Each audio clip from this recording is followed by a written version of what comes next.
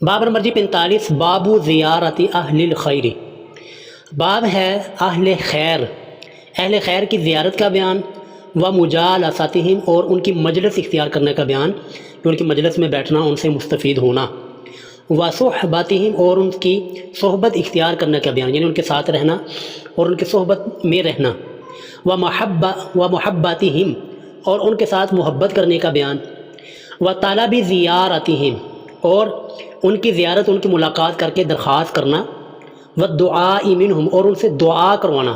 اہل خیر سے یعنی نیک لوگوں سے، اور وزیارت المواضع الفاضلہ، فاضلہ کہتے ہیں جی فضیلت والی بابرکت، مواضع کہتے ہیں جی جگہ، زیارت میں نے دیکھنا زیارت کرنا، تو زیارت کرنا بابرکت جگہوں کا، یعنی اس باب میں یہ آیات اور احادیث بیان کی جائیں گی کہ اہل خیر کی زیارت کرنا، ان کی مجلس اختیار کرنا، ان کے ساتھ محبت کرنا اور ان سے دعا کروانا، اور جو فضیلت اور بابرکت جگہیں ہیں ان کی زیارت کرنا، اس بارے میں قرآنی آیات اور احادیث بیان کی جائیں گی۔ کیونکہ جب ہمیں باب کا پتہ چل گیا نا کہ اس باب میں ہونا بیان کیا ہونا ہے، کس بارے میں ہم پڑھنے لگے، ہمارا ذہن ایک بن جاتا ہے، تو اس وجہ سے باب کا ترجمہ اور ترجمے کے ساتھ میں وضاحت کر دیتا ہوں کہ اس باب میں بیان کیا ہونا ہے۔ تو آئیے جی پہلی آیات، یہ اہل الخیر اور نیک لوگوں کی مجلس اختیار کرنا اور ان سے محبت کرنے کے بارے میں۔ یہ واقعہ ہے جی حضرت موسیٰ علیہ السلام کا، کہ جب حضرت موسیٰ علیہ السلام حضرت خضر علیہ السلام کی زیارت کے لیے اور ان سے جو ان کے پاس علم تھا اس سے مستفید ہونے کے لیے جاتے ہیں، یہ وہ واقعہ اللہ تعالیٰ نے یہاں پر بیان فرمایا ہے۔ تو اس کی 6 آیات ہیں، وہ ہم لفظ بلفظ میں ترجمہ آپ کے سامنے پڑھ دیتا ہوں، تو توجہ رکھیے گا جی۔ دیکھیے جی، وَإِذْ قَالَ مُوسَىٰ اور جب فرمایا موسیٰ علیہ السلام نے،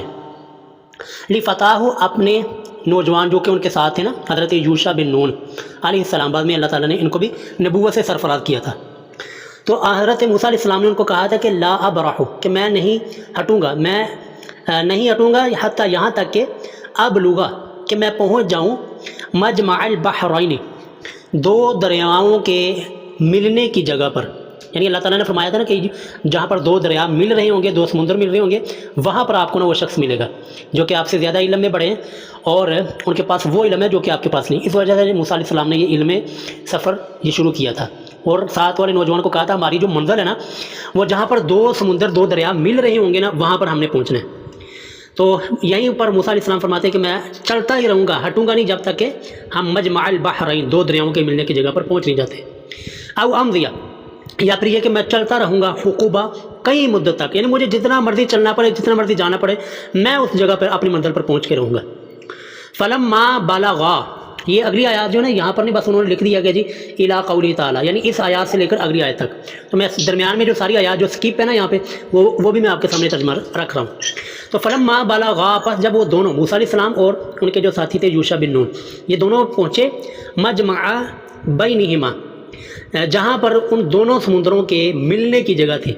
جہاں پر دونوں سمندر یعنی وہ اپنی منزل پہنچے، تو نسیا حوتہما، تو دونوں بھول گئے حوتہما، اپنی مچھلی کو، فاتخذ، تو اس مچھلی نے جو کہ کھانا بنی ہوئی تھی، فاتخذ، پس اس نے بنا لیا سبیلہ، اپنا راستہ، فی البحر، سمندر میں، سارابا، سرنگ کی طرح، یعنی وہ مچھلی جو کہ کھانا بن چکی تھی اور کھانے کے طور پر وہ ساتھ لے کر جا رہے، تو مچھلی زندہ ہوئی اور زندہ ہو کر اس نے دریا کے اندر چھلانگ لگا دی، تو جہاں جہاں سے وہ مچھلی گزر کے گئی نا، وہاں پر راستہ بنتا جا رہا تھا۔ اچھا، یہ والا جو منظر تھا نا، یہ حضرت موسیٰ علیہ السلام کے ساتھ جو جانے والے تھے نا، حضرت یوشع، انہوں نے دیکھ لیا، لیکن انہوں نے اس وقت موسیٰ علیہ السلام کو نہیں بتایا کہ جو کہ موسیٰ علیہ السلام سو رہے تھے، حالانکہ منزل پر پہنچ کے یہ واقعہ ہوا تھا، یہ مچھلی کے زندہ ہونے کا واقعہ ان کی منزل پہ پہنچنے کی نشانی تھی۔ تو بہرحال فلما جاوزا، بس جب دونوں آگے بڑھ گئے، یعنی اپنی منزل سے آگے چلے گئے، آگے جانے کے بعد قال لفتاہ، تو موسیٰ علیہ السلام نے اپنے نوجوان، اپنے جو ساتھی تھے ان سے کہا کہ آتنا غداءنا، لے آؤ ہمارے وہ کھانا لے کر آؤ، جو کھانا وہاں سے لے کر چلے تھے نا، مچھلی کو بھون کر اور مچھلی کو پکا کر وہ کھانے کا موقع، کہ بھوک لگ چکی، تو لقد لقینا، کیونکہ ہمیں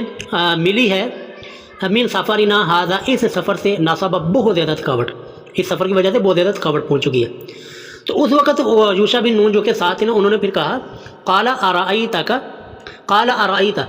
کہ انہوں نے کہا کہ آپ نے نہیں دیکھا تھا کہ اذ اوینا، کہ جب ہم نے پناہ لی تھی الی الصخرۃ، اس چٹان کے پاس جہاں پر 2 دریا مل رہے تھے، ہم وہاں پر چٹان کے پاس بیٹھے ہوئے تھے، تو فإنی، تو میں نے دیکھا تھا، لیکن بے شک میں نسیت الحوت،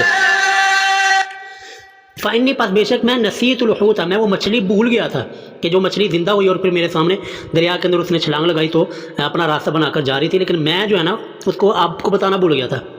वमा अनसानी हूँ, और नहीं मुझे बुलाया उस मछली को इल्ला शैतान, मगर शैतान ने,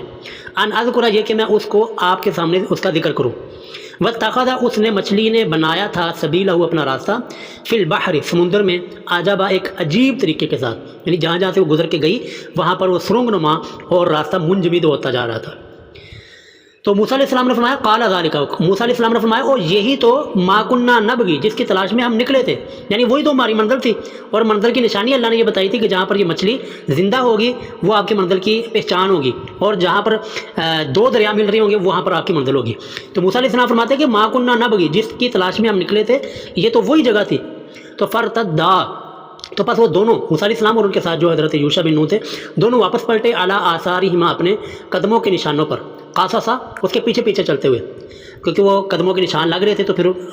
काफ़ी आगे आगे थे। फिर अपने कदमों के निशानों को देख कर वो अपनी जगह पर पहुँचे। तो फ़वाजदा, तो जब वहाँ पर पहुँचे ना, फ़वाजदा, तो दोनों ने वहाँ पर देखा अबदन, एक बंदे को, मिन इबादिना, अल्लाह फरमाते हैं हमारे बंदों में से एक बंदे को देखा कि जिसको आतैनाहु, हमने दी थी, रहमतम मिन इंदिना, अपनी तरफ से रहमत, वअल्लमनाहु, और हमने उनको यानी खज़िर अलैहिस्सलाम को सिखाया था, मिन लदुन्ना, अपनी तरफ से, इल्मन, एक ख़ास इल्म, यानी इल्म तकदीर, जिसको अल्लाह ताला ने उनको बताया था, मूसा अलैहिस्सलाम को नहीं बताया था। तो यही इल्म सीखने के लिए हज़रत मूसा अलैहिस्सलाम इनकी हज़रत खज़िर अलैहिस्सलाम की ज़ियारत के लिए उनको मिलने के लिए आए थे। तो बाब क्या है जी, अहलुल खैर की मजलिस इख्तियार करना, उनकी सोहबत और उनके साथ मोहब्बत करना। तो इस वजह से ये वाक़या मुसन्नफ़ रहमहुल्लाह इस बाब के तहत ये वाला वाक़या मूसा अलैहिस्सलाम का लेकर आए। तो वाक़या भी मुकम्मल नहीं हुआ। क़ाल लहू, ये आगे वो आयत जहाँ पर आखिरी निशान लगा हुआ है, क़ाल लहू मूसा, तो मूसा अलैहिस्सलाम ने उनको यानी हज़रत खज़िर अलैहिस्सलाम से कहा कि हल अत्तबिउका, क्या मैं आपकी पैरवी कर सकता हूँ, यानी आपके पीछे चल सकता हूँ, आपको यानी कि टीचर उस्ताद बना सकता हूँ, अला, इस इल्म पर, अन तुअल्लिमनी, इस शर्त पर कि अन तुअल्लिमनी, कि आप मुझे सिखाएंगे, मिम्मा, वो इल्म, उल्लिमता, जो कि आपको सिखाया गया है, रुशदा, वो जो हिदायत और समझ और बूझ जो आपके पास है ना, वो इल्म आप मेरे पास मुझे सिखाएंगे। और शर्त क्या होगी कि मैं आपके साथ रहूँगा, आपकी सोहबत इख्तियार करूँगा और आपकी मजलिस इख्तियार करूँगा, आपकी शिगिर्दगी इख्तियार करूँगा। तो यहाँ से मुसन्नफ़ ने यह साबित किया कि कुरान करीम में भी ये चीज़ मौजूद है कि अहलुल खैर की मजलिस इख्तियार करना, उनकी सोहबत इख्तियार करना, उनके साथ मोहब्बत करना और उनसे मिलने के लिए जाना, ये कुरान करीम से भी साबित है। तो ये असल वाक़या जो है ना यहाँ पर लाने का मकसद है। तो यहाँ उन्होंने 6 आयत ही पेश की, तो 6 आयत मैंने आपके सामने जो है ना वो तर्जुमे के साथ पढ़ दी। अगली आयत जी, ये भी सूरतुल कहफ की आयत है, जिसमें अल्लाह ताला ने अहलुल खैर की मजालिस, उनकी सोहबत और उनके साथ मोहब्बत करने के बारे में अल्लाह ने अपने नबी को ये तालीम दी है। अल्लाह फरमाते हैं जी, वासबिर नफ्सका, ऐ महबूब, बस आप डटे रहें अपने आप को पक्का रखें, अपने आप को मअल लज़ीना, उन लोगों के साथ, यदऊन रब्बहुम, जो कि पुकारते हैं अपने रब को, बिलगदाती वल आशी, सुबह के वक़्त और शाम के वक़्त। और पुकारते क्यों हैं? युरीदून वजह, वो अल्लाह की रज़ामंदी और अल्लाह ताला के चेहरे को तलाश करते हैं। तो यहाँ से भी अल्लाह ताला ने अपने नबी को यही हुक्म दिया है कि आप, हालांकि हमारा ईमान है कि सारे के सारे अहलुल खैर के इमाम और अहले तकवा के इमाम, इमामुल मुत्तकीन और इमामुल औलिया वो हमारे महबूब सल्लल्लाहु अलैहि वसल्लम है। इसके बावजूद अल्लाह ताला अपने नबी को क्या फरमा रहे हैं, क्या अल्लाह ताला ने हुक्म दिया, क्या अल्लाह अपने नबी की तरबियत कर रहे हैं, क्या महबूब आप उन लोगों की मजलिस इख्तियार कीजिए, उन लोगों की सोहबत इख्तियार कीजिए, उन लोगों के साथ आप रहें, अपने आप को उन लोगों के साथ रखें जो कि अपने रब को सुबह और शाम को भी अल्लाह को पुकारते हैं। और वो उनका उठना बैठना, उनका सारे का सारा मामलात, सारे दिन की जो उनकी मामलात होते हैं, वो युरीदून वजह, वो अल्लाह की रज़ामंदी के लिए होते हैं। वो उठते हैं, बैठते हैं, खाते हैं, पीते हैं, सोते हैं, जागते हैं, इबादत करते हैं, तो सारी की सारी उनकी जो दौड़ धूप होती है ना, वो अल्लाह की रज़ामंदी होती है, रब को राज़ी करने के लिए होती है। तो अल्लाह ताला ने अपने नबी को हुक्म दिया कि आप उन लोगों की सोहबत और उन लोगों की मजलिस को इख्तियार। हदीस नंबर जी 360 और इस बाब की पहली हदीस, व अन अनस रज़ियल्लाहु अन्हु, हज़रत अनस बिन मालिक जिन्होंने 10 साल तक रसूलुल्लाह की खिदमत की है, उनसे हदीस मरवी है। वो फरमाते हैं, क़ाल अबू बकर लि उमर, कि हज़रत अबू बकर रज़ी अल्लाह ताला अन्हु ने हज़रत उमर से कहा, बाद वफ़ाती रसूलुल्लाह सल्लल्लाहु अलैहि वसल्लम, रसूलुल्लाह की वफ़ात के बाद, कि इन तारिक़ बिना, कि आओ हम चलते हैं, इला उम्मी अयमना रज़ी अल्लाहु अन्हा, ام ایمن رضی اللہ عنہا کی زیارت کے لیے. ام ایمن جو ہے نا یہ رسول اللہ صلی اللہ علیہ وسلم کی والدہ کے درجے میں تھی اور رسول اللہ ان کی زیارت کے لیے اور ان کے پاس جایا کرتے تھے. تو جب رسول اللہ کی وفات ہوئی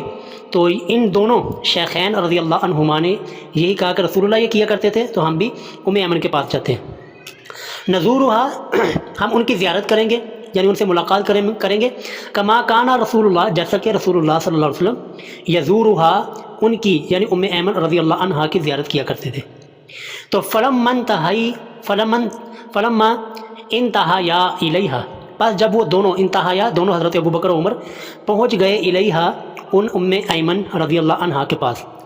تو بکت انہوں نے رونا شروع کر دیا. ام ایمن رضی اللہ عنہا نے رونا شروع کر دیا. فقال لہا تو دونوں نے ابو بکر عمر رضی اللہ عنہما نے ان سے ام ایمن رضی اللہ عنہا سے کہا کہ ما یبکیکی کہ کس وجہ سے تم روتی ہو. اما تعلمین کیا تم نہیں جانتی کہ ان ما عند اللہ کہ جو اللہ تعالیٰ کے پاس ہے خیر لرسول اللہ صلی اللہ علیہ وسلم وہ اللہ کے رسول کے لیے بہتر ہے. یعنی اللہ کے رسول جو اس دنیا سے اپنے مشن کے اندر 101% کامیاب ہو کر اللہ کے بارگاہ میں پہنچ چکے ہیں اور اللہ کی جنتوں میں کے مہمان بن چکے ہیں تو اللہ کے نبی بہتر حالت میں ہیں. تو فقالت تو ام ایمن رضی اللہ عنہا فرماتی ہے کہ انی لا ابکی کہ میں اس وجہ سے نہیں رو رہی. انی لا اعلم کہ بے شک میں نہیں جانتی کہ کہ بے شک ما عند اللہ تعالی کہ اللہ تعالیٰ کے پاس خیر لرسول اللہ کہ اللہ کے رسول صلی اللہ علیہ وسلم کا درجہ وہ بہتر ہے. کہتی ہیں کہ میں اس وجہ سے نہیں رو رہی مجھے پتہ ہے کہ اللہ کے ہاں رسول اللہ کا درجہ وہ بہت ہی بلند ہے بہت اعلیٰ ہے اور آپ صلی اللہ علیہ وسلم دنیا سے 1000 گنا بہتر جگہ پہ ہے. تو پھر رو کیوں رہی ہو؟ آگے پھر وجہ بیان کی. کہتے ہیں جی ولیکن اب کی لیکن میں رو اس وجہ سے رہی ہوں کہ ان الوحی کہ بے شک وحی قد انقطع وہ منقطع ہو چکی ہے وہ ختم ہو چکی ہے من السماء آسمان سے. جب انہوں نے حضرت ام ایمن رضی اللہ عنہا نے یہ بات کی نا تو فہیجتہما تو اس بات نے برانگیختہ کیا اس بات نے ان کو مجبور کر دیا دونوں کو ابو بکر عمر رضی اللہ تعالیٰ عنہما کو علی البکائی رونے پر. تو فجعلا یبکیان تو دونوں ابو بکر عمر رضی اللہ عنہما بھی رونا شروع ہو گئے معہا ان حضرت ام ایمن رضی اللہ تعالیٰ عنہا کے ساتھ. اچھا جی یہ حدیث بالکل دیکھیں واضح ہے کہ وحی کا سلسلہ وہ ختم ہو چکا ہے وحی بند ہو چکی ہے. اسی وجہ سے تو حضرت ام ایمن بھی رو رہی ہیں اور ہمارے اس امت کے 2 ٹاپ کے بندے حضرت ابو بکر عمر وہ بھی رو رہے ہیں. تو اس کے بعد جو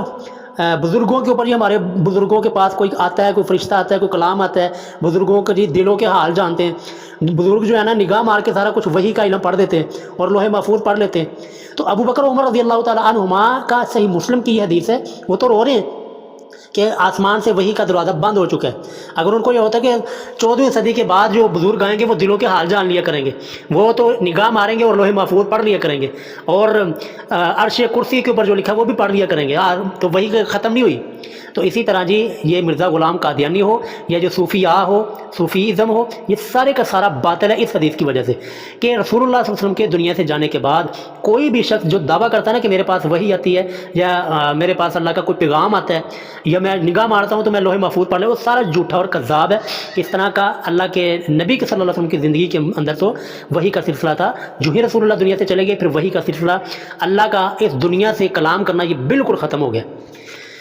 اللہ اکبر جی. دیکھیے ایک حدیث کتنی ہمارے عقائد کو درست کرتی ہے. یہ ختم نبوت کے اوپر بھی یہ حدیث ہے کہ رسول اللہ صلی اللہ علیہ وسلم جو ہے نا آخری نبی ہے آپ کے بعد کوئی نبی نہیں وحی کا سلسلہ ختم ہو چکا ہے. آگے جی حدیث نمبر 361 وعن ابی ہریرہ رضی اللہ عنہ حضرت ابو ہریرہ رضی اللہ تعالی عنہ سے مروی ہے تو وہ عن النبی وہ نبی صلی اللہ علیہ وسلم سے بیان کرتے ہیں کہ ان رجلا کہ بے شک ایک آدمی زارہ وہ زیارت کے لیے ملاقات کے لیے چلا اخل لہو جو کہ اس کا بھائی تھا. ایک آدمی اپنے بھائی کی ملاقات کے لیے چلا فی قریۃ اخری دوسری بستی میں تو فارصد اللہ تعالی تو بٹھا دیا اللہ تعالیٰ نے علی مدرجتی ہی اس کی انتظار گاہ میں مسافر خانہ سمجھ لیں تو اس کے راستے میں سمجھ لیں یہ اور زیادہ آسان ترجمہ یعنی جہاں سے اس نے گزر کے جانا تھا نا اس بندے نے اپنے بھائی کی زیارت کے لیے تو اس راستے میں اللہ تعالیٰ نے بٹھا دیا کس کو مالکن فرشتے کو. چلو باہر چلو جو بات مالکن اللہ تعالیٰ نے فرشتے کو بٹھا دیا. فلما اتا علیہ پس جب وہ بندہ جو تھا نا جو کہ اپنے بھائی کی زیارت کے لیے جا رہا تھا تو وہ اتا علیہ جب وہ فرشتے کے پاس آیا تو اینا تو قالا تو فرشتے نے کہا اینا تریدو کہ آپ کہاں جا رہے ہیں, کہاں کا ارادہ ہے؟ قالا تو وہ بندہ کہنے لگا جی اریدو میں ارادہ رکھتا ہوں اخلی کہ میرا ایک بھائی ہے فی ہذیہ القریہ اس بستی میں, تو میں اس بستی کے اندر اپنے بھائی کو ملنے کے لیے جا رہا ہوں, اس کی زیارت کے لیے جا رہا ہوں. قالا تو فرشتے نے کہا حل لک علیہ کیا اس تیرے بھائی کا علیہ تجھ پر من نعمت کوئی احسان ہے کہ تربھا علیہ جس احسان کا تم بدلہ دینے جا رہے ہو اور جس کی وجہ سے تم یہ تکلیف اٹھا رہے ہو, یعنی کہ اس کا کوئی احسان ہے جو کہ تمہیں احسان چکانے جا رہے ہو. قالا لا تو اس نے جو جا رہا تھا نا اپنے بھائی کی زیارت کے لیے, اس نے کہا لا نہیں, غیرہ انی کہ بے شک میں تو احببتہ میں اس اپنے بھائی کے ساتھ محبت کرتا ہوں فی اللہ تعالیٰ اللہ کی رضا کے لیے, اللہ کو خوش کرنے کے لیے میں ان کے ساتھ محبت رکھتا ہوں.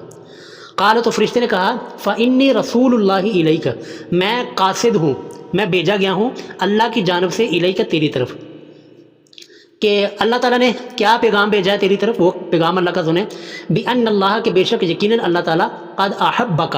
وہ اللہ بھی محبت کرتا ہے تجھ سے کما احببتہ فیہ جیسا کہ تو اپنے بھائی کے ساتھ اللہ کی رضا کے لیے محبت کرتا ہے تو اللہ بھی تیرے ساتھ محبت کرتا ہے. تو یہ ہے جی حدیث کہ اگر ہم اللہ کی رضا کے لیے کسی کے ساتھ محبت کرتے ہیں, کسی کو ملنے کے لیے جاتے ہیں, کسی کی بیمار پرسی کرتے ہیں, کسی کا کوئی ضرورت پوری کرنے کے لیے جاتے ہیں, تو اللہ کی محبت جو ہے نا وہ ہمارے شامل حال ہوتی ہے. تو کتنی پیاری حدیثیں ہیں جی. آگے جی حدیث نمبر 362 وعنہ اور انہیں سے یعنی حضرت ابو ہریرہ رضی اللہ تعالیٰ عنہ سے مروی قال وہ فرماتے ہیں جی قال رسول اللہ صلی اللہ علیہ وسلم نے ارشاد فرمایا من عاد مریضا جو کوئی بھی عاد عیادت کرے مریضاً کسی بیمار آدمی کی, او زارہ یا پھر زیارت کرے ملاقات کرے اخل لہو جو کہ اس کا بھائی ہے, اپنے بھائی کی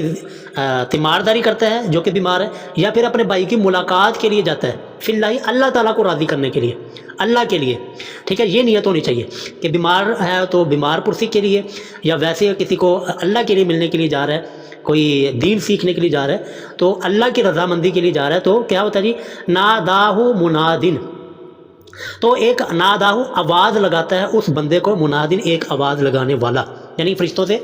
فرشتے آسمان سے آواز لگاتے ہیں. کیا آواز لگاتے ہیں کہ بِأَن طِبْتَ کہ بھائی تجھے مبارک ہو, تو بہت اچھا ہے. وَطَابَ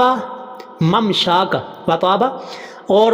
بہت عمدہ ہے, بہت اچھا ہے ممشاکا تیرا چلنا, کہ جو جس مقصد کے لیے جا رہے ہیں نا یہ تیرا چلنا بڑا ہی ببرکت ہے اور بڑا ہی خوشگوار اور بہت ہی اچھے ارادے کے لیے تیرا چلنا ہے. وَتَبَوَّأْتُ مِنَ الْجَنَّةِ مَنزِلًا اور آگے فرشتہ جو آواز دے رہا ہوتا ہے نا وہ یہ دعا دیتا ہے وَتَبَوَّأْتَ اور تیرا ٹھکانہ ہو من الجنت جنت میں منزلاً ایک اچھی جگہ پر, ایک اچھا مکان اور ایک اچھی جگہ وہ تیرا ٹھکانہ بنے جہاں پر تو اپنے اس عمل کا اجر پائے. تو یہ ہے جی وہ فرشتے کی دعا کہ جب ہم اللہ کی رضا کے لیے کسی کو ملنے کے لیے جاتے ہیں, کسی بیمار کی تیمارداری کے لیے جاتے ہیں, تو یہ فرشتہ ہمیں دعا دے رہا ہوتا ہے. حدیث نمبر جی 363 وعن ابی موسیٰ الاشعری ابو موسیٰ اشعری رضی اللہ تعالیٰ عنہ سے مروی ہے کہ ان النبی صلی اللہ علیہ وسلم قال کہ بے شک نبی صلی اللہ علیہ وسلم نے ارشاد فرمایا کہ انما مثل الجلیسی کہ بے شک سوائے اس کے نہیں کہ بے شک مثل مثال ہے جلیس دوست کی, الصالح نیک دوست کی مثال, و جلیس سوئی اور برے دوست کی مثال کا حامل المسک جیسے کہ کستوری کو اٹھانے والا, مس کہتے ہیں جی کستوری, حامل اٹھانے والا, اور و نافخ القیر اور آگ کی بٹی میں آگ کی بٹی جلانے والا. نافخ کہتے ہیں جی پھونک مارنا, جلانا, بھڑکانا, کیر یہ آگ کی بٹی. تو یہ دو مثالیں رسول اللہ نے بیان کی ہیں, ایک اچھے دوست کی ایک برے دوست کی. اچھے دوست کی مثال ہے جی جیسے کہ کستوری کو اٹھانے والا, اور برے دوست کی مثال ہے جیسے کہ آگ کی بٹی جلانے والا. فحامل المسک پس سے کستوری کو اٹھانے والا, اما بہرحال این یحذیہ کا یا تو وہ آپ کو گفٹ کر دے گا, یحذیہ کا کہ آپ کو وہ کستوری دے دے گا, تحفہ دے دے گا. و اما یا پھر ان تبتاع منہ یا آپ اسے خرید لیں گے, اسے کستوری حاصل کر لیں گے. یا پھر یہ بھی نہیں, یعنی وہ آپ کو گفٹ بھی نہیں کرے گا اور آپ کو آپ بیچنے کے لیے بھی آپ کے پاس مال نہیں ہے, تو کم از کم اتنا یہ ہوگا. آگے دیکھیے حدیث و اما یا بہرحال ان تجدہ یہ کہ تو پالے گا منہ اس کستوری والے سے ریحن طیبہ، پاکیزہ خوشبو، کہ کم از کم کچھ بھی نہیں نہ ملے گا تو تجھے خوشبو آتی رہے گی اس کے پاس سے. یہ یعنی اس کا کہ اچھے دوست کے صحبت کا فائدہ یہ ہے کہ کچھ بھی نہ ہونا تو کم از کم اس کی صحبت کا فائدہ انسان کو ملتا رہتا ہے، انسان گناہوں سے بچا رہتا ہے. لیکن وہ نافخ القیر، اور آگ کی بٹی کو جلانے والا، اما یا تو یحرق ثیابک، یا تو وہ تیرے کپڑے جلا دے گا، وہ آگ جلاتا تیرے کپڑوں کو جلا دے گا، یا کپڑوں کو نہ جلائے. و اما، یا پھر ان تجد منہ، یا تو پائے گا تو اس سے ریحن منتنتن، اسے بدبودار بو تجھ پالے گا. یعنی یا تو کپڑوں کو تیرے نقصان پہنچا دے گا، کپڑوں کو نقصان نہ بھی ہو لیکن وہ اتنا ضرور تجھے نقصان پہنچائے گا کہ وہاں پر بیٹھے بیٹھے تجھے گندی اور بری بو تیرے ناک تک پہنچتی رہے گی. تو اس لیے جو نا ہمیشہ ہمیں یہی دیکھنا چاہیے کہ ہمارے رشتہ دار، ہمارے اٹھنے بیٹھنے والے، ہمارے یار دوست وہ کن کے ساتھ ہیں،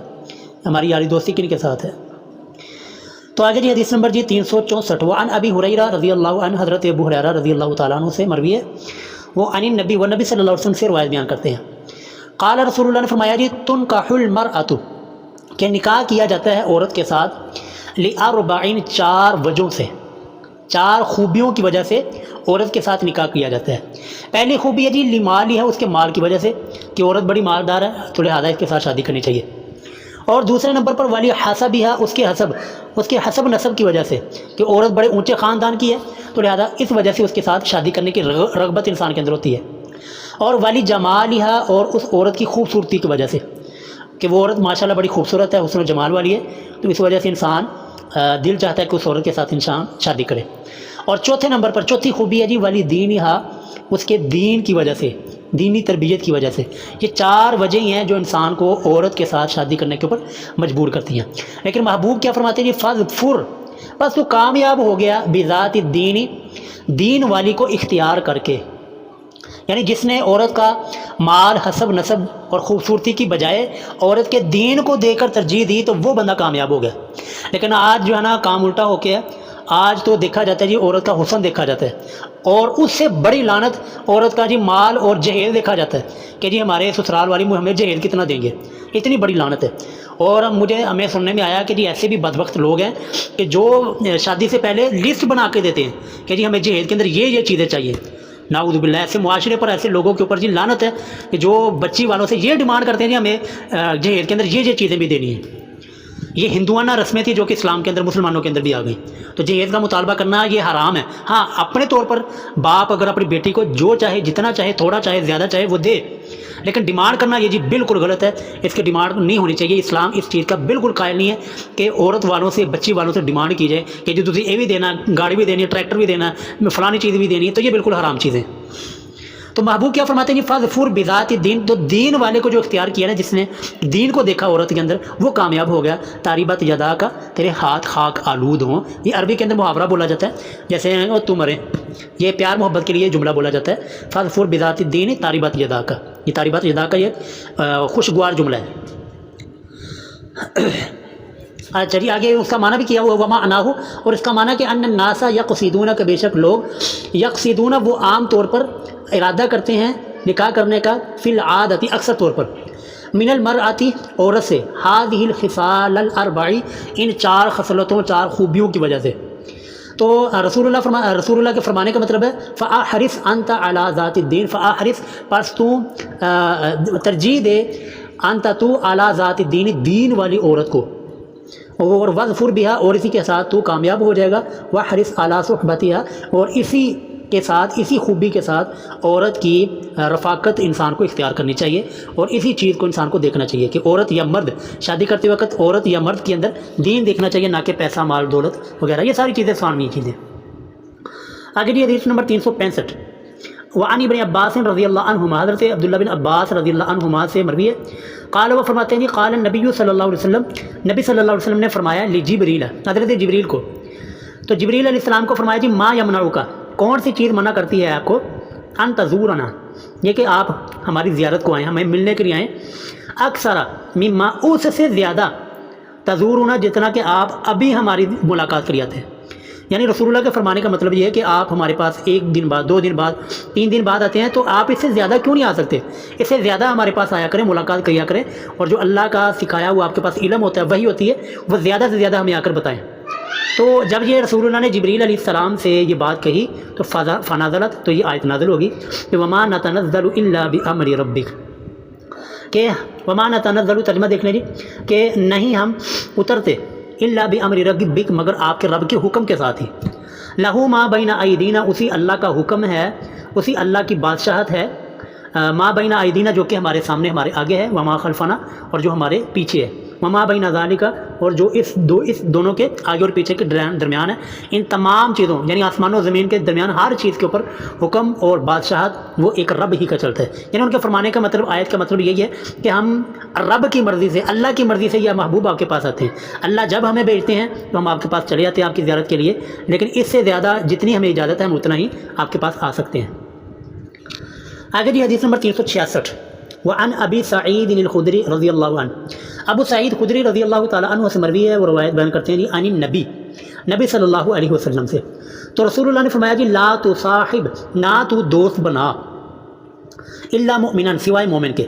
کہ مومن مسلمان متقی پرہیزگار ہی کو اپنا دوست بنا، اور ولا یاکل، اور نہ کھائے تو عام کا تیرا کھانا،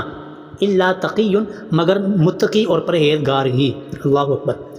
کاش کہ ہمارا زمانہ، ہمارا معاشرہ اس حدیث کو دیکھتا ہے کہ ہمیں ایک تو دوست بنانا، وہ ایمان والے کو بنانا، اور دوسرا ہمارا کھانا، ہمارے پیسہ، ہمارا مال کا حقدار یہ کون ہے؟ وہ متقی پرہیزگار نیک لوگ ہیں۔ لیکن آج کیا ہوتا ہے جی، شادی دیکھ لیں، بیاہ دیکھ لیں، خوشی کا موقع دیکھ لیں، نیک لوگوں کو تو چھوڑ دیں،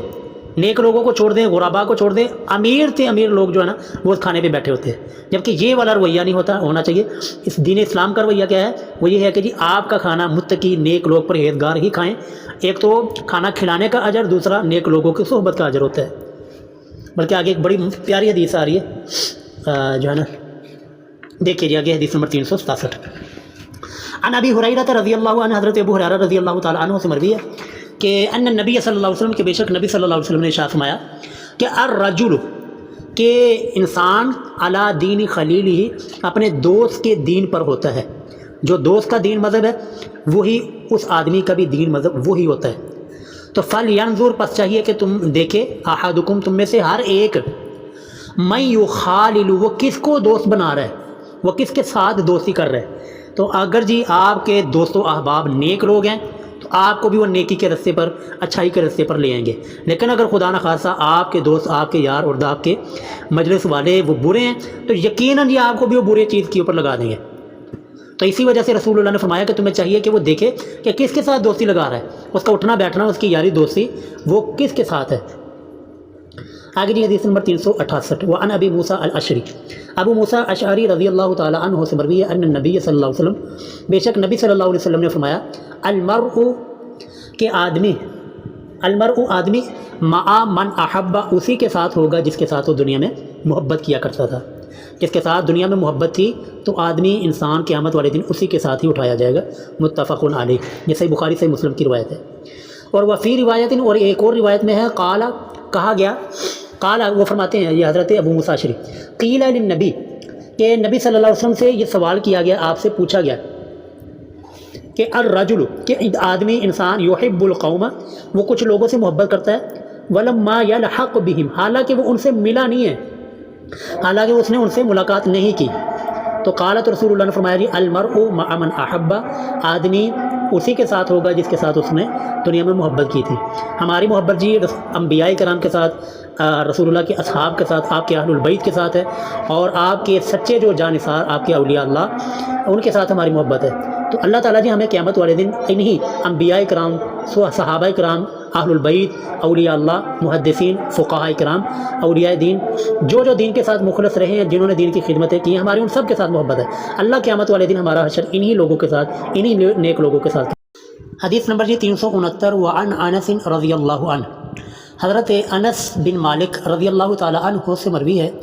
کہ ان اعرابیا، کہ بے شک ایک عربی دیہاتی آدمی، قال لرسول اللہ صلی اللہ علیہ وسلم، اس نے رسول اللہ سے سوال کیا کہ یا رسول اللہ، کہ متی الساعۃ، کہ قیامت کب قائم ہوگی، قیامت کب آئے گی؟ تو قال رسول اللہ، تو رسول اللہ صلی اللہ علیہ وسلم نے ارشاد فرمایا جی ما اعددت لہا، تو نے اس قیامت کی کیا تیاری کی ہے؟ جو تجھے یہ فکر ہے نا کہ قیامت کب آئے گی، وقت پوچھ رہے ہو، دن پوچھ رہے ہو، تو آپ کی تیاری کیا ہے اس قیامت کے بارے میں؟ قال، تو اس نے بڑا خوبصورت جواب دیا جی، میں کہتا ہوں عربی چھا گیا جی، کتنا پیارا جواب دیا۔ کہنے لگا جی حب اللہ، کہ میری جو تیاری ہے نا میرے پاس جو ہے وہ اللہ کی محبت ہے، و رسول ہی، اور اللہ کے رسول کی محبت ہے، اور میرے کو عمل کوئی نہیں، میرے پاس کوئی عمل اچھا تو کوئی نہیں، صرف اتنا ہے کہ میرے پاس اللہ اور اس کے رسول کی محبت ہے۔ تو محبوب کیا فرماتے ہیں جی انت مع من احببت، تو قیامت کے دن اسی کے ساتھ ہوگا جس کے ساتھ تو محبت کرتا ہے، یعنی اللہ اور اس کے رسول کے ساتھ۔ متفق علیہ وہذا لفظ مسلم، کہتے ہیں یہ حدیث صحیح بخاری صحیح مسلم کی ہے، اور یہ مسلم کے الفاظ ہیں۔ اور وفی روایت لہما، اور ایک اور روایت صحیح بخاری صحیح مسلم کی ایک اور روایت میں ہے کہ رسول اللہ نے یہ پوچھا، اس نے پوچھا تھا کہ رسول اللہ جب یہ فرمایا نا کہ تیری کیا تیاری ہے، تو کہنے لگا جی ما اعددت لہا، کہ میں نے نہیں تیاری کی، لہا اس قیامت کے لیے، من کثیر صوم، زیادہ روزے میں نے تیار نہیں کیے، ولا صلاۃ، اور نہ ہی میرے پاس اتنی نمازیں ہیں، ولا صدقۃ، اور نہ ہی میرے پاس زیادہ صدقات ہیں، لیکن کیا ہے جی میرے پاس جو مجھے سہارا ہے اور میرے پاس سرمایہ کیا ہے، ولاکنی احب اللہ و رسولہ، لیکن ایک سرمایہ میرے پاس ایسا ہے کہ میں اللہ اور اس کے رسول کے ساتھ محبت کرتا ہوں۔ کیا بات ہے جی، کتنی پیاری ہے یہ عربی جو ہے نا 11ویں پارے سورۃ التوبہ میں جو پڑھ رہے ہیں، کچھ عربی منافق بھی ہیں جو قرآن کریم میں اللہ تعالیٰ نے ذکر فرمایا، تو اس میں ہم پڑھ رہے ہیں کہ عربی جو ہے نا مختلف قسمیں۔ اب یہ دیکھیں یہ بھی ایک عربی ہے، پھر نہ دیکھیں کتنی پتہ کی بات کی ہے اور کتنی کمال کی بات کی ہے کہ میرے پاس اور کچھ نہیں ہے، نہ نماز کے اوپر میرا سہارا، نہ صدقے کے اوپر میرا سہارا صرف اللہ اور اس کے رسول کی محبت ہے۔ اللہ اکبر۔ آگے جی 370 نمبر حدیث، وہ بھی اسی طرح کی ہے۔ وعن ابن مسعود رضی اللہ عنہ، حضرت عبداللہ بن مسعود رضی اللہ تعالی عنہ فرماتے ہیں جاء رجل الی رسول اللہ، کہ ایک آدمی رسول اللہ صلی اللہ علیہ وسلم کے پاس آیا، فقالا، تو اس نے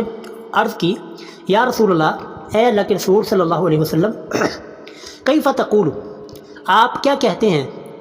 فی رجل، اس آدمی کے بارے میں، احب قوما،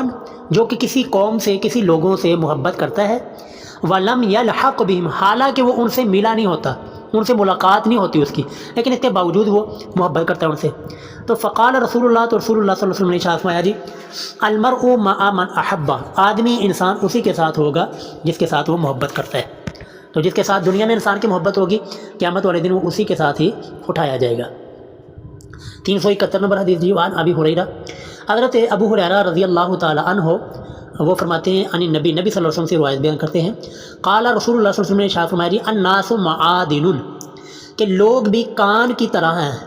کان جو ہوتی ہے نا سونے چاندی وغیرہ کی کان، یا نمک کی کان، یہ جو پہاڑوں کے اندر بنی ہوتی ہے۔ تو رسول اللہ فرماتے ہیں الناس معادن، کہ لوگ بھی کان کی طرح ہیں، کہ کچھ اچھی ہوتی ہے، کوئی بری ہوتی ہے، کچھ ملی جلی ہوتی ہے، کمعادن الذهب، جیسا کہ سونے کی کان ہوتی ہے، والفضة، اور چاندی کی۔ تو جس طرح سونے چاندی کی کان ہوتی ہے، سونا مہنگا ہوتا ہے، چاندی ذرا لو لیول کی ہے، اس طرح لوگوں کی بھی اسی طرح قسمیں، کچھ لوگ اچھے ہوتے ہیں، ان کا کردار سونے کی طرح ہوتا ہے، اور کچھ لوگوں کا کردار چاندی کی طرح ہوتا ہے، اور کچھ لوگوں کا کردار کوئلے کی طرح ہوتا ہے۔ تو آگے فرمایا جی محبوب نے خیارہم، تم میں سے بہترین فی الجاہلیت، جو جاہلیت میں، زمانہ جاہلیت میں جو بہترین تھے، جو اخلاق میں اعلیٰ تھے، خیارہم فی الاسلامی، وہ اسلام میں بھی بہتر ہی ہیں، وہ اسلام میں بھی اعلیٰ ہی اخلاق کے مالک ہے، اذا فقہوا، جب کہ وہ دین کو سمجھیں، جب دین کی سمجھ بوجھ ان کے اندر آ جائے، تو جو جاہلیت میں اچھے تھے وہ اسلام میں بھی اچھے ہیں۔ جس طرح کہ حضرت عثمان رضی اللہ تعالیٰ عنہ کے بارے میں آتا ہے نا، وہ فرماتے ہیں کہ میں نے زمانہ جاہلیت میں کبھی بدکاری کی ہے، اور نہ ہی زمانہ اسلام میں کبھی یہ کام کیا ہے۔ آگے جی والارواح، اور روحیں، جنود، یہ لشکر ہیں، مجندۃ، مختلف گروہوں کے، کہ یہ جو روحیں ہماری ہیں نا، یہ مختلف گروہوں کے لشکر ہیں۔ تو فما تعارف، پس جو جن کا تعارف ہوا، منہا، روحوں کا، تو ائتلف، تو وہ دنیا میں آ کر بھی ایک دوسرے کے ساتھ ملتی جلتی ہیں، اور وما تناکر، اور جو اجنبی رہے، منہا، اس روحوں کے بارے میں عالم ارواح میں، تو اختلاف، وہ دنیا میں اب بھی آ کر بھی دور ہی رہتے ہیں، اختلاف میں ہی رہتے ہیں۔ تو یہ دیکھا ہوگا نا آپ نے کئی مرتبہ کہ ہم کسی کے قریب رہ کر بھی ہمارا اس کے ساتھ دل نہیں لگتا، یہ ہوتا ہے یار بندہ جان چھٹے اور جلدی جائے اور اس سے نہ جان چھوٹے، لیکن کئی انسان ایسے ہوتے ہیں جن سے ملنے کے لیے ہم ترستے ہیں، جن کی ملاقات کے لیے ہم ترستے ہیں. کیوں ہوتا ہے؟ کیونکہ جن کی روحیں، ہماری روح جن لوگوں سے عالم ارواح میں ملی تھی نا، ان کے ساتھ ہمارا منوسیت ہوتی ہے، منوسیت ان کے ساتھ ہو جاتی ہے، لگاؤ اس کے ساتھ ہو جاتا ہے. لیکن جن کے ساتھ ہمارا عالم ارواح میں تعلق نہیں نہ رہا، عالم ارواح میں ہم جن سے دور رہے، جن الگ رہے، تو پھر دنیا کے اندر آ کر بھی ہم ان سے اجنبیت ہی محسوس کرتے ہیں، ان سے دور ہی رہتے ہیں. یہ فرق ہوتا ہے جی عالم ارواح کا، کہ کچھ لوگ ہمارے قریب رہ کر بھی ہمارے دل میں نہیں بستے، اور کچھ لوگ دور رہ کر بھی ہمارے دلوں کے اندر بستے ہیں، ہمارے دلوں کے اوپر راج کرتے ہیں. وہ وجہ یہ ہوتی ہے جی عالم ارواح.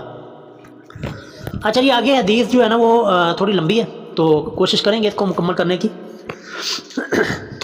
تو دیکھیں جی، حدیث نمبر 372.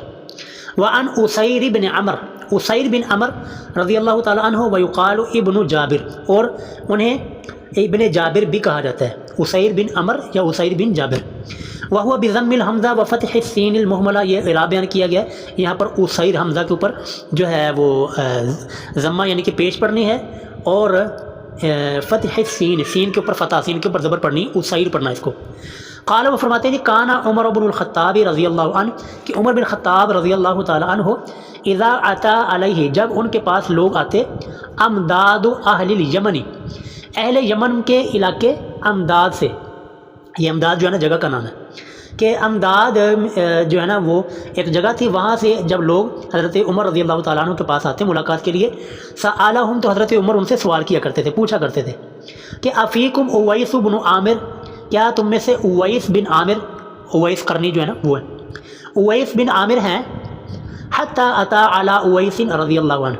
حتیٰ کہ یعنی جو بھی وفد آتا، جو بھی لوگ وہاں سے آتے نا، تو حضرت عمر ان سے یہ لازمی سوال کیا کرتے تھے. کہتے ہیں حتیٰ اتا، یہاں تک کہ وہ آ ہی گئے ایک قافلے میں حضرت اویس رضی اللہ تعالیٰ عنہ. فقال له، تو حضرت عمر نے ان سے کہا، انت اویس بن عامر، کہ آپ ہی وہ اویس بن عامر ہیں، یعنی آپ ہی اویس کرنی ہے. قال نعم، تو انہوں نے کہا جی ہاں بالکل میں ہی اویس ہوں.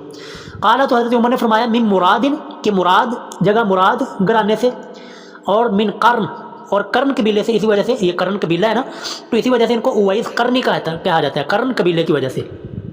اور باقی جو ان کے بارے میں مشہور ہے نا، یہ انہوں نے آ کر جو ہے نا جب پوچھا کہ رسول اللہ صلی اللہ علیہ وسلم کے احد میں دانت مبارک شہید ہو گئے، تو انہوں نے بھی نا دانت مبارک کا اپنے شہید کر لیے، پھر اللہ تعالیٰ نے کیلا اتارا. سب جھوٹ ہے. یہ کیلے کا ذکر تو سورۃ الواقعہ میں اللہ تعالیٰ نے ذکر کیا ہوا، طلح منضود، کہ کیلے طے بتا. تو کیلے کا ذکر تو ان اویس بن عامر رضی اللہ تعالیٰ عنہ کی پیدائش سے بھی پہلے اللہ تعالیٰ نے قرآن کریم میں کر دیا تھا. لیکن کیا ہے کہ لوگوں نے جھوٹی کہانیاں بنانی تھی، تو بس وہ جھوٹ چل پڑا کہ انہوں نے اپنے دانت توڑ لی، اور پھر یہیں سے ماتم کی جو روایت ہے اور ماتم کی جو چیزیں وہ یہیں سے نکالتے ہیں. تو سب جھوٹ ہے جی. یہ دیکھیں صحیح بخاری صحیح مسلم کی ہم حدیث پڑھ رہے ہیں، اس میں کوئی ذکر نہیں آتا کہ انہوں نے اپنے دانت توڑے، یہ کیا تھا بلا، یہ سب جو ہے نا جھوٹی باتیں. تو حضرت عمر رضی اللہ تعالیٰ عنہ کی ملاقات ہوئی، انہوں نے بس یہ پوچھا کہ آپ مراد گھرانے سے اور قرن قبیلے سے ہیں؟ قال نعم، انہوں نے کہا جی ہاں بالکل. قال، تو حضرت عمر نے فرمایا، فکان بک برسن، کہ آپ کے اوپر برس کی، پھل بیری کی بیماری تھی، فبرأت منہ، اور آپ اسے بری ہو گئے، الا موضع درہم، سوائے ایک درہم کی جگہ کے، یعنی جتنا کہ چھوٹا درہم ہوتا ہے نا، اتنی جگہ باقی اللہ تعالیٰ نے آپ کو سارے جسم سے اللہ نے شفا عطا فرمائی. قال نعم، وہ کہتے ہیں جی ہاں بالکل ایسی ہے. قال، تو حضرت عمر نے فرمایا، پوچھا، لک والدۃ، آپ کی ایک والدہ ہیں؟ قال نعم، تو کہنے لگی جی ہاں بالکل میری ایک والدہ ہیں. اب وہ بڑے حیران ہو گئے کہ ان کو کیسے پتہ چلا، حضرت عمر کو کیسے پتہ چلا کہ میری والدہ ہیں اور میرے برف کی بیماری تھی، اللہ نے مجھ سے شفا عطا فرمائی. تو حضرت عمر نے ان کی جب حالت دیکھی نا کہ یہ حیران ہو رہے ہیں، پھر حضرت عمر نے آگے حدیث سنائی. قال، وہ حضرت عمر فرماتے ہیں، سمعت رسول اللہ، میں نے اللہ کے رسول صلی اللہ علیہ وسلم سے سنا تھا، یاتی علیکم، کہ آئے گا تمہارے پاس اویس بن عامر، اویس بن عامر یعنی کہ اویس قرنی تمہارے پاس آئیں گے، مع امداد اہل الیمن، کہ اہل یمن کے امداد گرانے سے، من مراد جگہ سے، ثم من قارن، پھر وہ قرن قبیلے سے، کہ پہلے وہ امداد جگہ سے تھے، پھر وہ قرن قبیلے یعنی قرن یہاں پر منتقل ہوئے، اسی وجہ سے ان کو قرنی کہا گیا. تو کہتے ہیں رسول اللہ نے فرمایا، کان بہ برس، ان کو برس کی بیماری تھی. فبرأ منہ، تو اللہ نے ان کو بری قرار دیا، اللہ نے ان کو صحت و تندرستی عطا کی. الا موضع درہم، سوائے ایک درہم کی جگہ کے، یعنی جتنا درہم ہوتا ہے بس اتنی جگہ باقی رہی، باقی اللہ نے ساری جسم سے شفا عطا فرمائی. لہو والدۃ، ان کی ایک والدہ، ہوا بہا، وہ اویس ان کے ساتھ برن، نیکی کرتے ہیں، حسن سلوک کرتے ہیں، اور ان کا سٹیٹس لو اقسم علی اللہ، اگر وہ اللہ پر قسم اٹھا لیں، لابرہ، تو اللہ تعالیٰ ان کی قسم کو پورا کر دے گا. تو آگے فائن استطاعت اے عمر اگر تو استطاعت رکھے تھے ایستغفر لک کہ آپ حضرت اویس سے استغفار کرو، اپنے لیے بخشش کی دعا کراؤ، تو ففعل تو ایسا لازمی کرنا، یعنی ان سے بخشش کی دعا لازمی کروا لینا۔ حضرت عمر رضی اللہ تعالیٰ عنہ ان سے مل کر استغفار کا بخشش کی درخواست کرتے ہیں۔ تو آگے دیکھیں فقال لہ عمر، تو حضرت عمر رضی اللہ تعالیٰ عنہ نے ان سے پوچھا این ترید، کہ آپ کہاں جا رہے ہیں؟ قال الکوفہ، تو وہ حضرت اویس کرنی کہنے لگے جی کوفہ میں۔ قال، تو حضرت عمر نے فرمایا الا اکتب لک، کیا میں آپ کے لیے ایک خط نہ لکھ دوں، الی عاملھا، اس کوفہ کے گورنر کی طرف کہ یہ اویس ہے اور ان کی جو ہے نا دیکھ بھال اچھے طریقے سے کی جائے۔ لیکن یہ اللہ کے سچے، یہ دیکھیں اللہ کے ولی، یہ ہے حقیقتاً اللہ کے ولی کہ جنہوں نے یہ پروٹوکول لینا بھی گوارا نہیں کیا۔ کہنے لگے جی قال اویس کہنے لگے اکون، میں ہو جاؤں فی غبراء الناس، لوگوں میں گوشہ نشین اور گمنام، احب الیہ، یہ مجھے زیادہ پسند ہے، یعنی لوگوں میں گمنامی کی زندگی گزارنا، گمنام ہو کر رہنا، یہ مجھے زیادہ پسند ہے، بجائے اس کے کہ آپ کوفہ کے گورنر کی طرف لکھیں، وہاں پر ایک مشہوری ہو جائے کہ جی اویس ہے، رسول اللہ ان کے بارے میں حدیث بتا کر گئے، تو پھر ایک شہرت پھیل جائے گی، تو اس وجہ سے میں نا گمنام رہنا چاہتا ہوں۔ تو فلما کان من العام المقبل، فلما کان، پس جب ہوا، من العام المقبل، اگلا سال، اس سال تو حضرت اویس سے ملاقات ہوگی، لیکن اگلے سال حج رجل، تو حج کیا ایک آدمی نے، من اشرافہم، ان کے یعنی کہ یمن کے سرداروں میں سے، فوافا عمرہ، تو ان کی ملاقات حضرت عمر سے ہوگی، وہ یمن سے، کیونکہ یہ بھی حضرت اویس کرنی یہ بھی یمن سے تھے، اور یمن سے ایک اور سردار جو ہے نا وہ حج کے لیے آئے ہوئے تھے، ان کی ملاقات ہوتی ہے جی حضرت عمر سے۔ تو فسألہ عن اویس، تو حضرت عمر نے سوال کیا حضرت اویس کرنی رضی اللہ تعالیٰ عنہ کے بارے میں، یار پچھلے سال ہم نے اویس سے ملاقات کی تھی، اب کیا حال ہے ان کا؟ فقال، تو اس یمنی سردار نے کہا ترکتہ، کہ میں اویس کو چھوڑ کے آیا ہوں، کہ رس البیت، کہ ان کا گھر بہت پرانا ہے، کہ پرانا ان کا گھر ہے، یعنی سادگی کی زندگی گزار رہے ہیں، کوئی انہوں نے پروٹوکول یا کوئی عیش و عشرت کی زندگی نہیں، بلکہ رس البیت، پرانا گھر ہے، قلیل المتاع، تھوڑا سا سامان ان کے پاس ہے، اس طرح کی زندگی گزارے۔ تو قال سمعت، تو حضرت عمر نے آگے ان کو حدیث سنائی کہ سمعت رسول اللہ، کہ میں نے رسول اللہ صلی اللہ علیہ وسلم سے سنا تھا، یقول، کہ آپ فرما رہے تھے کہ یاتی علیکم، کہ آئیں گے تمہارے پاس اویس بن عامر، اویس بن عامر رضی اللہ تعالیٰ عنہ، مع امداد، اس امداد کے ساتھ، جو فوجی دستہ ہوتا ہے نا، مجاہدین کا دستہ، جو امداد وغیرہ لے کر وہ آگے لشکر والوں کے پاس جاتے ہیں، تو یہ رسول اللہ نے نشانی بتائی، مع امداد، اس امداد کے ساتھ، من اہل الیمن، جو کہ اہل یمن کی طرف سے ہوگی،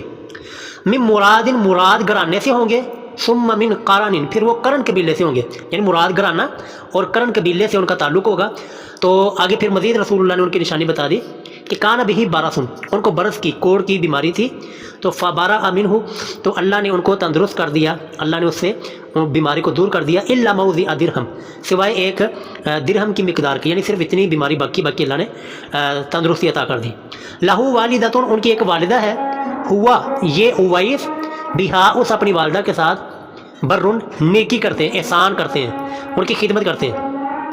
لو اقسما، اب ان کا سٹیٹس کیا ہے حضرت اویس کا؟ لو اقسما، اگر یہ قسم اٹھا لیں اللہ، اللہ تعالیٰ پر، لابرہ، تو اللہ تعالیٰ ان کی قسم کو ضرور پورا کر دے گا۔ یہ ہے جی اولیاء اللہ کا مقام، جو حقیقی اولیاء ہوتے ہیں نا، جو اللہ کے سچے ولی ہوتے ہیں، تو وہ ان کا مقام دیکھیں کیا ہوتا ہے کہ اگر اللہ کے اوپر کوئی قسم اٹھا لیں تو اللہ ان کی قسم پورا کر دیتے ہیں۔ لیکن ہو سچا ولی، یہ اپنی عبادت کروانے والے، یہ کہاں اللہ کے ولی ہو سکتے ہیں جی؟ تو فَإِنِ اسْتَطَعْتَ، تو آگے حدیث یہ چلتی ہے، فَإِنِ اسْتَطَعْتَ، رسول اللہ نے فرمایا تھا، تو اے عمر اگر تم طاقت رکھو، أَن يَسْتَغْفِرَ لَكَ، کہ وہ اویس تمہارے لیے استغفار کریں، بخشش کی دعا مانگے، فَفْعَلْ، تو اے عمر ایسے لازمی کرنا، یعنی ان سے دعا لازمی کروانا۔ فَأَتَى اویس، تو یہ کہتے ہیں حضرت اویس قرنی رضی اللہ تعالیٰ عنہ آئے، فقال، یہ جو یمنی شخص تھا، جب انہوں نے حضرت عمر سے حدیث سنی نا، تو اب یہ حضرت اویس کے پاس جاتے ہیں، یہ یمنی سردار۔ فقال، تو انہوں نے حضرت اویس سے کہا استغفر لی، کہ اے اویس میرے لیے آپ استغفار کیجئے۔ قال، تو حضرت اویس نے کہا انت احدث عہدن، کہ آپ تو نئے نئے آئے ہیں، بسفر صالح، اس نیک سفر سے، یعنی حج عمرہ وغیرہ کر کے تو آپ آئے ہیں، مکہ مکرمہ سے تو آپ آئے ہیں، تو فاستغفر لی، تو آپ میرے لیے استغفار کریں۔ اللہ اکبر، یہ ہے جی اللہ کا ولی، کہ یہ جو ہے نا ان سے دعا مانگنے کی بجائے بلکہ اپنی عاجزی کا اظہار کر رہے ہیں کہ آپ میرے لیے استغفار کریں۔ قال، تو انہوں نے نا جو یمنی شخص تھا نا، سوری حضرت اویس نے بلکہ پوچھا کہ لقیت عمر، کہ آپ حضرت عمر سے ملے تھے رضی اللہ تعالیٰ عنہ؟ قال نعم، تو انہوں نے کہا، یمنی سردار جو تھے نا انہوں نے کہا ہاں جی۔ تو پھر ان کو حضرت اویس کو پتہ چلا یار ان کو نا حضرت عمر نے حدیث بیان کر دی ہوگی، اس وجہ سے یہ میرے پاس آ کر نا استغفار کی دعا کا کہہ رہے ہیں، تو پھر وہ فاستغفر لہ، تو حضرت اویس نے اس یمنی سردار کے بارے میں بھی استغفار کیا، ان کے لیے بھی دعا کر دی. تو ففاتینہ لہ الناس، پھر لوگوں کو ان کے مقام کی سمجھ لگی، یار یہ اتنا بڑا اللہ کا ولی ہے کہ جس کے بارے میں رسول اللہ حدیث بیان کر کے گئے ہیں کہ اویس کو جو بھی بندہ ملے ان سے دعا استغفار کروائے. تو فن تعالیٰ کا علاوہ ہی، تو حضرت اویس کرنی رضی اللہ تعالیٰ عنہ وہ وہاں پر کوئی اپنا انہوں نے مزار نہیں بنا لیا، کچھ چراغاں نہیں شروع کی، بلکہ فن تعالیٰ کا علاوہ ہی یہ اپنے سامنے جو ہے نا وہ چلے گئے، وہاں سے جگہ کو چھوڑ کر اپنے سامنے سے چلے گئے. رواہ مسلم، یہ حدیث مسلم کی ہے. وفی روایت لمسلم ایضاً، اور صحیح مسلم کی ایک اور روایت میں ہے، ان اسیر بن جابر، اسیر بن جابر رضی اللہ تعالیٰ عنہ سے، کہ ان اہل الکوفہ، کہ بے شک اہل کوفہ، وفدوا علی عمر، یہ وہی حدیث ہے بس الفاظ تھوڑے سے مختلف ہیں، تو ترجمہ ذرا دیکھ لیجیے جلدی. وفدوا علی عمر، تو وہ وفد کی شکل میں آئے حضرت عمر رضی اللہ تعالیٰ عنہ کے پاس. وفیہم رجل، اور ان میں سے ایک آدمی تھا، اس وفد میں ایک آدمی تھا، کان یسخر، جو کہ مذاق اڑایا کرتا تھا، بأویس، حضرت اویس قرنی رضی اللہ تعالیٰ عنہ کا، کیونکہ یہ ان کو جو تھا نا تھوڑی سی مسئلہ تھا، اس مسئلے کی وجہ سے یہ بندہ نا ان کا مذاق اڑایا کرتا تھا. فقال عمر، تو حضرت عمر نے فرمایا کہ حال ہا ہونا، کیا تم میں سے احد، کوئی ایک ایسا بھی ہے، من القرنیین، جو اہل قرن میں سے ہو، یعنی قرن قبیلے میں سے کوئی ایسا بندہ ہے جو اس قبیلے سے ہو. فجاء ذلک الرجل، تو یہی جو آدمی جو حضرت اویس کا مذاق اڑایا کرتا تھا نا، یہ سامنے آ گیا. فقال عمر، تو حضرت عمر نے کہا کہ ان رسول اللہ صلی اللہ علیہ وسلم قد قال، کہ بے شک رسول اللہ صلی اللہ علیہ وسلم نے ارشاد فرمایا تھا کہ ان رجلا، کہ بے شک ایک آدمی، یاتیکم، وہ تمہارے پاس آئے گا، من الیمن، یمن سے، یقال له اویس، ان کو اویس کہا جاتا ہے، یعنی ان کا نام اویس ہے. لا یدع بالیمنی، وہ یمن کو انہوں نے نہیں چھوڑا، غیر ام لہ، سوائے اپنی ماں کے، کہ جو ان کی ماں تھی ان کی خدمت کے لیے انہوں نے یمن کو نہیں چھوڑا، ورنہ وہ رسول اللہ کی زیارت ضرور کرتے.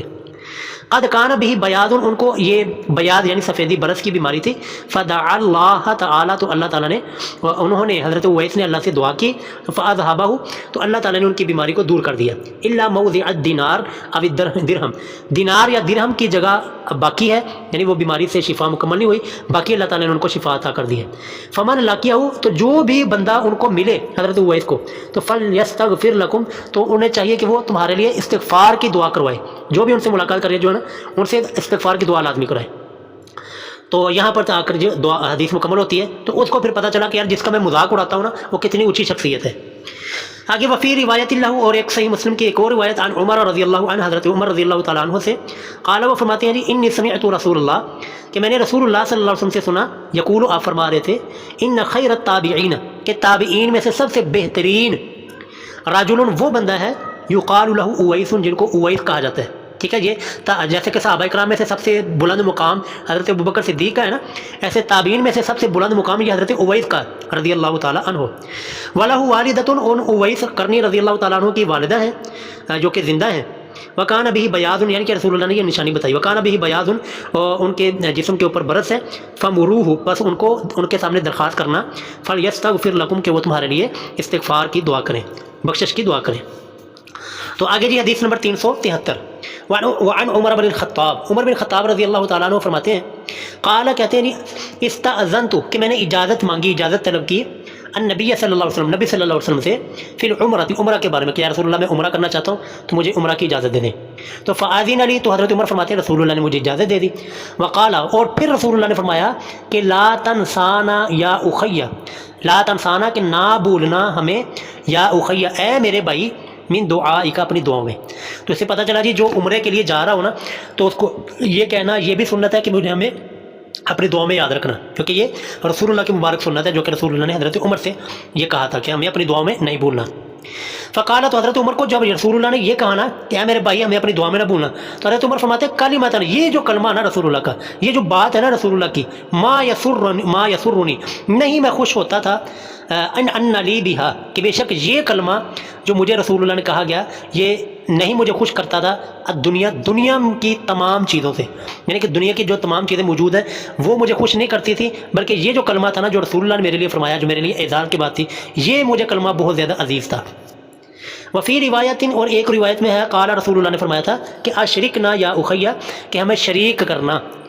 اے میرے بھائی، فی دعائک، اپنی دعاؤں میں، یعنی وہی مطلب ہے کہ ہمیں اپنی دعاؤں میں یاد رکھنا، ہمیں اپنی دعاؤں میں بھولنا نہیں. آگے جی 374 آخری حدیث اس باب کی.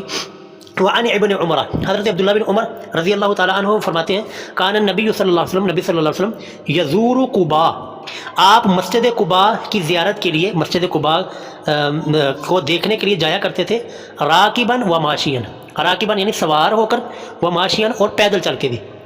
فیصلی اور آپ نماز پڑھا کرتے تھے فیہ اس مسجد قباء میں رکعتین 2 رکعتیں، اور مسجد قباء میں 2 رکعتیں ادا کرنے کا ایک مقبول عمرے کا ثواب ہے، تو اس لیے کوشش کریں جو بھی جائیں نا وہاں پر عمرہ کے لیے تو یہاں کوشش کر کے لازمی جو ہے نا مسجد قباء میں جا کے 2 رکعتیں لازمی پڑھا کریں جب بھی موقع ملے، کیونکہ بڑی فضیلت ہے، ایک مقبول عمرے کا ثواب ملتا ہے۔ وفی روایت اور ایک روایت میں ہے کان نبی صلی اللہ علیہ وسلم، نبی صلی اللہ علیہ وسلم یاتی مسجد قباء، وہ مسجد قباء میں تشریف لاتے تھے، کل سبت ہر ہفتے کو رسول اللہ تشریف لایا کرتے تھے، راکباً و ماشین کبھی سوار ہو کر، و ماشین اور کبھی پیدل چل کے، وکان ابن عمر اور حضرت عبداللہ بن عمر رضی اللہ تعالیٰ عنہ یفعلہ اسی طرح اسی سنت پر عمل کرتے ہوئے ہفتے والے دن کبھی پیدل اور کبھی سواری پر مسجد قباء جا کر 2 رکعتیں ادا کیا کرتے تھے۔ تو یہاں پر آ کر جی باب مکمل ہو جاتا ہے۔ اللہ تعالیٰ سے دعا ہے کہ اللہ تعالیٰ جو ہم نے پڑھا ہے اس کے مطابق ہمیں اپنی زندگی بنانے کی اللہ تعالیٰ ہمیں توفیق عطا